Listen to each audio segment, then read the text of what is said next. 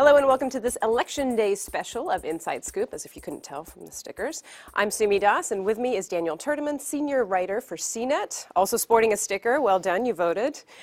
So we're going to talk today about Nate Silver, who has a blog, 538 blog, which is also featured on the New York Times site. Tell us about Nate Silver and what he does. So Nate, he's been doing this since 2008, before he worked for the New York Times.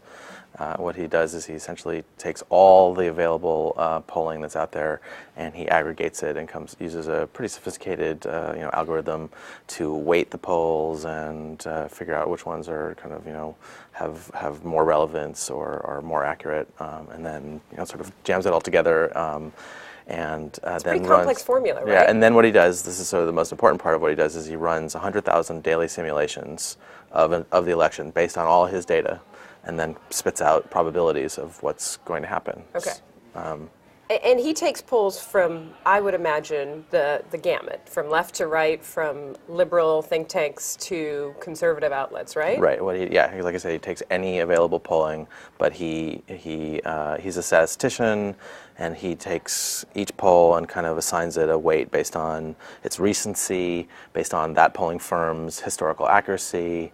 And then throws in things like what the demographics are in a particular state, and so you can't say that one poll is automatically weighted the same as another poll. And he's kind of built the system around figuring out the sort of variances in that, and he's proven in the past to be pretty accurate. Okay, so he's got a good track record. He does have. And what does he predict for this election? Well, because we're all too impatient to just wait till the end of the day. So here we are on election day. The last I checked, he was predicting 91% chance that President Obama would be reelected with about 313 electoral votes, and you need 270 electoral votes to win.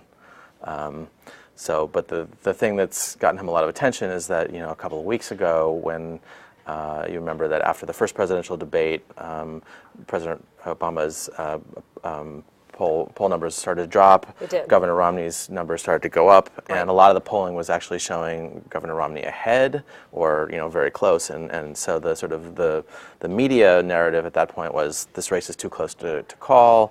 There's no way to tell. Maybe even Romney's ahead, because Obama had been ahead all the way along. Suddenly, right. Romney might have been ahead.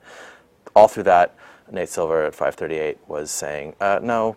My numbers still show that Obama is safely ahead. And the reason is it boils down to the way that our presidential elections work is it's actually not a national election. It's 50 state elections plus the District of Columbia. That's how the Electoral College works. Right. And he has shown that Obama has been ahead in Ohio all along, and Ohio is the state that's going to make the difference this year. It all boils down to Ohio. It all boils down to Ohio, and so. And to a lesser degree, Florida. Florida is not sort of key this year. Okay. Yeah, okay. He has this thing called the tipping point states. It's a graph, and it shows which state is most likely to be the tipping point in the election, and Ohio is like an order of magnitude above any other state.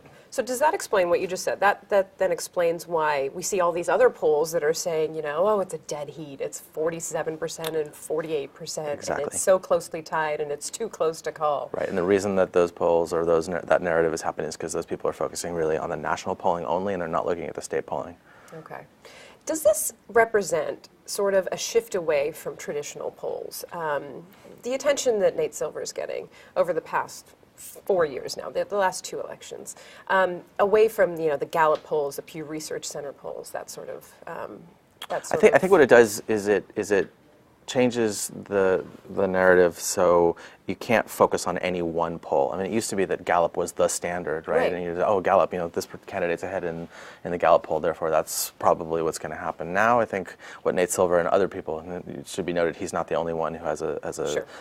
Sort of an aggregator model. What they're trying to say is you can't focus on any one poll because any one poll can be an outlier. And so the theory there is if 5 polls say this and 1 poll says this, even if it's Gallup, you can't necessarily trust it. You kind of look at where the other ones are all grouping together. Okay.